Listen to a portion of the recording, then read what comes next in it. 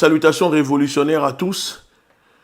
Oui, c'est votre camarade Gouti Béanzin. Nous allons parler un peu de la situation du continent africain.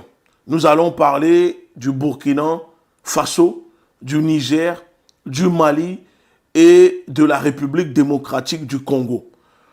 Parce qu'il se passe beaucoup de choses sur le continent. Vous savez, il y a mon camarade de la confrérie des frères panafricains, Mohamed Konaré, qui prend la parole et qui vous explique déjà les choses. Sachez que tout ce que nous faisons, nous sommes en concertation avec les membres de la confrérie, avec le camarade doyen Konaré. Nous sommes en concertation. Donc, sachez-le que quand il parle, c'est comme si c'est moi qui parlais. Donc, je n'ai pas besoin de revenir et répéter la même chose. Maintenant, qu'est-ce qui se passe? On voit depuis quelques jours qu'on apprend qu'au Burkina Faso, il y a des tentatives de coup d'État pour renverser le camarade Ibrahim Traoré, notre frère, le président patriotique qui relève en ce moment le Burkina Faso. Mais vous savez, peuple africain, peuple du Burkina Faso, nous sommes arrivés à un tournant de cette lutte. On ne peut plus se permettre d'être dans la pitié. On ne peut plus se permettre de laisser des marges d'erreur. Cher camarade Ibrahim Traoré, il ne faut pas badiner avec ta sécurité. Et surtout, il ne faut plus avoir pitié pour quiconque. Je dis bien, toute personne au Burkina Faso qui va trahir la révolution, qui trahira la patrie, toute personne qui aura ne serait-ce que le courage de vouloir mener un coup d'État, alors que le pays est en train de se relever, on est en train de reconstruire le pays, il faut les faire condamner et les pendre sur la place publique. À un moment, vous savez, dans la lutte, si on veut y arriver, il faut montrer à l'ennemi de quoi nous sommes capables. Tous les moyens, je dis bien, tous les moyens doivent être utilisés aujourd'hui pour montrer à l'ennemi et ses supplétifs sur nos terres qui pensent qu'ils peuvent venir infiltrer la lutte pour essayer de déstabiliser, que voici ce qui les attend. Quand ils vont essayer de déstabiliser le pays, la justice les juge, les condamne et on les pend sur la place publique, on laisse le corps sur la place publique pour que le peuple puisse voir. Je dis bien, parce qu'au Burkina Faso, la situation est grave. La situation est grave parce qu'ils veulent déstabiliser absolument le Burkina Faso. Et si le Burkina Faso tombe, c'est le golfe de Guinée. Les pays qui sont à côté, tous seront balayés par ce management de la terreur, par le terrorisme. Parce qu'aujourd'hui, les Togolais doivent comprendre que le Burkina Faso sert de frontière naturelle pour le Togo, pour le Bénin, pour le Ghana et pour la Côte d'Ivoire. Et si le Burkina Faso tombe, alors sachez-le que, mais vous tous dans ces pays, jusqu'à la capitale Lomé, Cotonou, tout ça, vous allez être attaqués par ces groupes armés financés, managés par les Occidentaux, la France, les États-Unis et alliés. Donc la lutte que mène Ibrahim Traoré au Burkina Faso n'est pas une petite lutte. Ce n'est pas une petite lutte. Et donc si nous soutenons le capitaine Ibrahim Traoré, nous savons pourquoi nous le faisons. C'est pour cela que le peuple au Burkina Faso doit continuer à rester mobilisé. Il ne faut pas que la jeunesse se pose des questions. Vous ne devez même pas douter de la sincérité du camarade Ibrahim Traoré. Parce que je peux vous dire que le travail que le président Traoré mène avec son équipe, avec son entourage, pour relever le Burkina Faso, ce n'est pas quelque chose de facile. Et donc c'est à vous de protéger ce leader, à vous de protéger vos leaders. Restez mobilisés comme vous le faites. Et nous devons aussi nous mobiliser contre l'armée américaine sur le continent africain. On ne peut pas chasser la France sans chasser les États-Unis des terres africaines. Donc, vous devez comprendre que Ibrahim Traoré représente la cible principale, la cible numéro 1 pour les impérialistes, parce qu'il est jeune, parce qu'il sait bien s'exprimer, parce qu'il a la capacité de galvaniser non seulement les Burkinabés, mais toute la jeunesse africaine. Et c'est pour cela qu'il est attaqué. Vous avez compris? Maintenant, pour le cas du Mali, vous avez vu ce qui se passe au Mali? L'ennemi intensifie ses attaques contre les militaires patriotes qui luttent, qui font une lutte acharnée pour sécuriser le pays. Ils sont en train d'intensifier les attaques terroristes, parce que ce ne sont pas des simples attaques, ce sont des terroristes. Ces personnes qui attaquent le Mali, qui attaquent les militaires maliens. Et nous disons au camarade Assimi Goïta, il faut lancer une opération spéciale comme Poutine a fait pour l'Ukraine. Vous avez vu Poutine, il sait que la sécurité de son pays était menacée. Il n'a pas attendu que l'ennemi frappe en premier en utilisant l'Ukraine. Il a déclenché une opération spéciale pour repousser l'ennemi loin de ses frontières. Nous disons aux autorités du Mali, au camarade Assimi Goïta, au colonel Ouagé, au colonel Maïga, au ministre de la Défense, il faut planifier un plan, une opération spéciale pour libérer le nord du Mali de ces terroristes qui utilisent le nom Touareg et qui veulent diviser, couper le Mali en deux en disant que la Zawad est un pays. Il ne faut pas seulement attendre que ces terroristes financés par la France, les États-Unis, les pays occidentaux attaquent à chaque fois avant de défendre. Le Mali doit lancer une opération spéciale, une opération de reconquête du nord du Mali. Il faut les chasser, il faut les bouter hors des frontières du Mali. Il faut les renvoyer chez leur maître. Ils n'ont qu'à venir le faire en France. Ils n'ont qu'à venir le faire en France. Moi, je trouve que l'armée malienne a eu suffisamment maintenant le temps de se reconstituer. L'armée malienne a eu le temps de s'équiper. Et maintenant, il faut planifier une opération spéciale contre ces terroristes et les repousser loin des terres maliennes. Il n'y a que comme ça que on va régler le problème du nord du Mali. Ce problème, soi-disant de la Zawad, je ne sais quoi. Il n'y a que comme ça que les autorités maliennes vont régler cela. Une opération spéciale. S'il faut mobiliser 5 000, 10 000 hommes avec le maximum de matériel militaire. Mais il faut le faire pour nettoyer le nord du Mali. Parce que ces personnes prennent la confiance, ils ont pris la confiance, parce qu'à chaque fois, ça se voit que l'armée malienne ne veut pas faire des dommages collatéraux, ne veut pas faire des dégâts. Eux, ils se permettent d'attaquer, de faire leur propagande sur les réseaux à travers des vidéos. Ils sont là à manifester, dire l'armée de la Zawad, X et Y. Et il y a des pays dans la sous-région qui jouent au double jeu, voire triple jeu avec le Mali.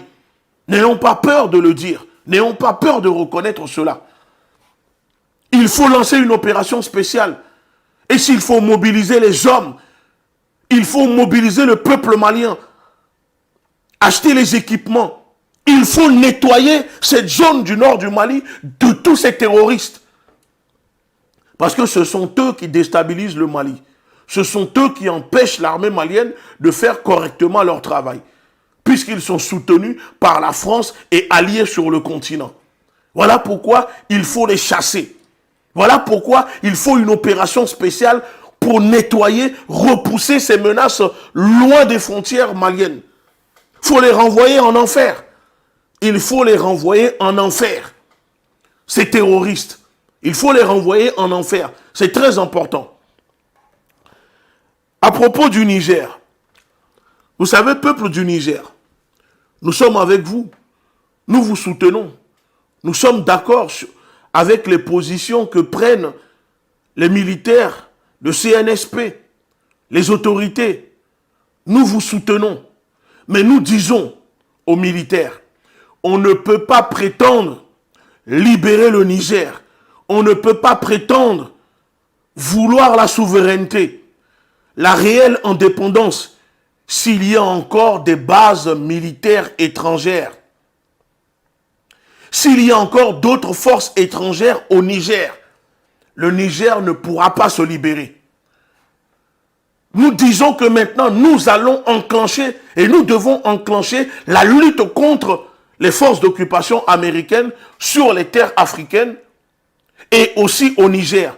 Il faut que le peuple au Niger maintenant se mobilise contre les forces d'occupation américaines sur le territoire. Ne croyez pas que les États-Unis sont vos alliés ou sont les amis du peuple africain. Les États-Unis ont fait de l'ingérence une doctrine dans leur politique. Si aujourd'hui il y a du terrorisme sur vos terres, si aujourd'hui il y a une déstabilisation du Sahel, des pays du Sahel, c'est la faute de qui? Des Américains qui sont allés assassiner Kadhafi, qui ont détruit la Libye. Ce sont eux qui sont responsables de ça. Al-Qaïda, c'est une création des Américains. Vous devez le comprendre. Daesh, c'est une création américaine. Ce sont eux qui les utilisent pour attaquer les États, les pays où ils veulent venir déstabiliser. Et le peuple africain ne doit pas être naïf. Le peuple africain ne doit pas croire que les États-Unis sont des alliés du peuple africain. Il n'y a pas un bon ni mauvais impérialiste. La France travaille pour les États-Unis parce que la France est une colonie américaine. Et on ne peut pas chasser la France et on ne chasse pas les Américains du territoire nigérien ni du continent africain. La plus grande menace pour le peuple africain, pour les populations africaines et les peuples du monde, c'est les États-Unis, l'armée américaine. 800 bases à travers le monde. Que fait les 800 bases de l'armée américaine sur le continent et dans le monde entier? Ce sont des gens qui ne vivent que de la guerre. Et il ne faut pas oublier l'histoire des États-Unis. Le massacre des Amérindiens. Génocide, extermination des Amérindiens. Déportation en masse des Noirs, des Africains vers les États-Unis pour les réduire en esclavage. C'est un pays maudit.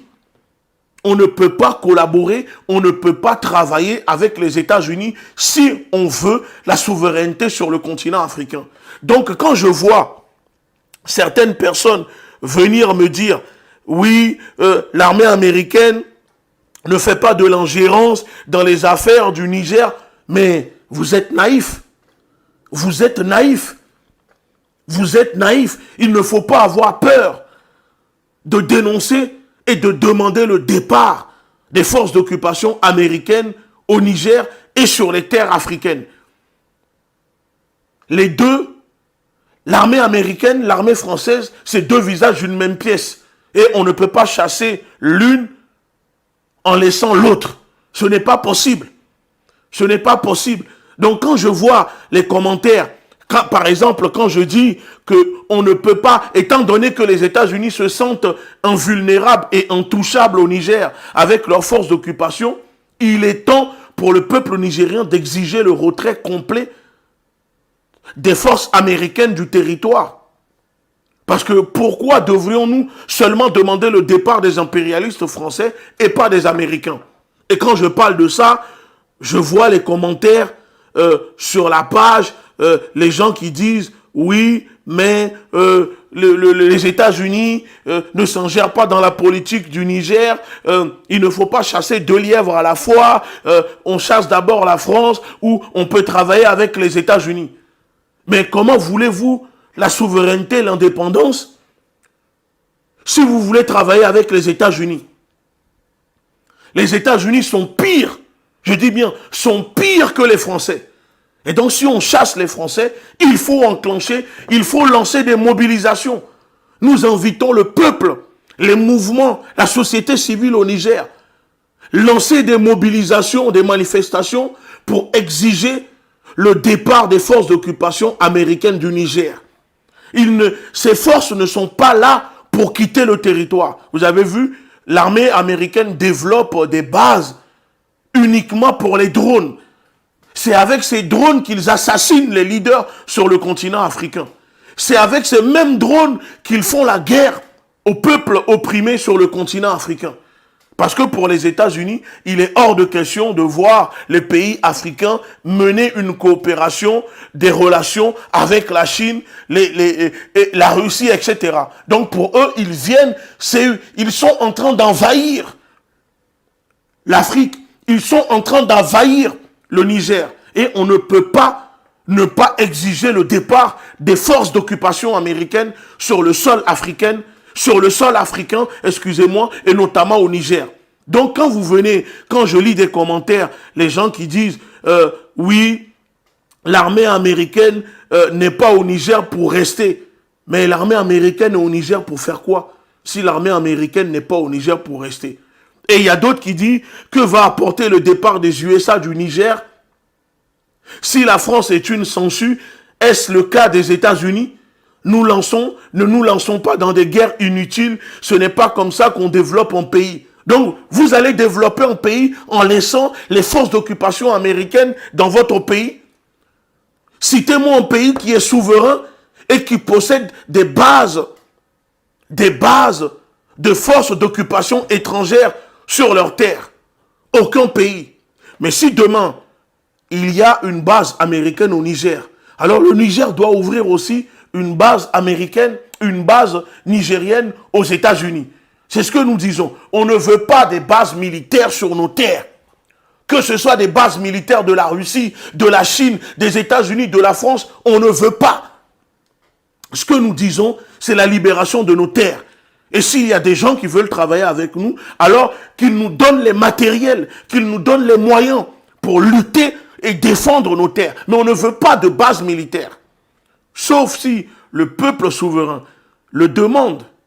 Mais les États-Unis qui viennent envahir l'Afrique pour contrôler la région, les troupes américaines sont des troupes impérialistes. Ce sont des troupes impérialistes. Et il faut les dégager du continent. Donc, peuple du Niger, ne vous faites pas avoir par cette guerre cognitive, informationnelle que les Américains tentent de faire sur les réseaux en vous faisant croire que les États-Unis sont mieux que la France, etc. Ce sont les mêmes. C'est bonnet blanc, blanc bonnet. Ce sont les mêmes. Ce sont les mêmes. La même doctrine, la même politique impérialiste. Les États-Unis, ce sont des néocoloniaux. Et on ne peut pas chasser le néocolonialisme de la France tout en laissant les États-Unis au Niger et sur les terres africaines. Alors, attention, il faut battre le fer quand il est chaud. Il ne faut pas attendre que tout le monde retourne dans sa case pour ensuite redemander aux gens de sortir pour chasser l'armée américaine. La même façon dont le peuple s'est mobilisé devant l'ambassade de France à Niamey, il faut faire la même chose avec l'ambassade des États-Unis à Niamey. Il faut exiger le départ des forces d'occupation américaines. Sans cela, on ne va pas se libérer. Vous avez compris? Et je finis ma vidéo en parlant du Congo. Peuple du Congo. Peuple du Congo. Avec un K. Peuple du Congo. Vous représentez le poumon du continent africain. Le poumon du continent africain. C'est le peuple. C'est le Congo. Et jusqu'à présent, je sais que ce n'est pas facile de vous mobiliser. Mais il y a des camarades qui commencent à se mobiliser. Le peuple commence à se mobiliser au Congo. Nous devons soutenir cela. La communauté panafricaine doit accentuer, doit appuyer encore plus les mobilisations qui se font en ce moment au Congo. Pourquoi je vous dis cela? On ne peut pas rester les bras croisés et laisser la balkanisation du Congo s'opérer devant nos yeux. Parce que ce qui se passe au Congo est très grave. Il y a une balkanisation soutenue par les mêmes puissances étrangères.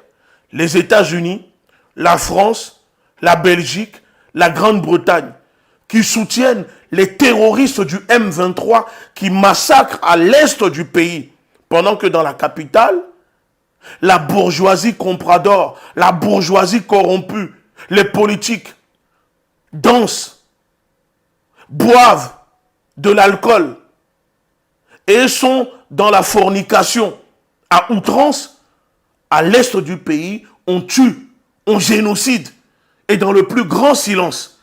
Donc il ne faut pas que le peuple congolais pense que parce que Tshisekedi fait semblant d'équiper l'armée en ramenant l'ancien colonisateur, les Belges, soi-disant pour former l'armée congolaise. Si on est obligé de faire revenir les Belges pour former l'armée congolaise, c'est parce que on a raté quelque chose. Ce n'est pas normal d'ouvrir les portes du Congo à ceux qui sont responsables de tout ce qui se passe au Congo.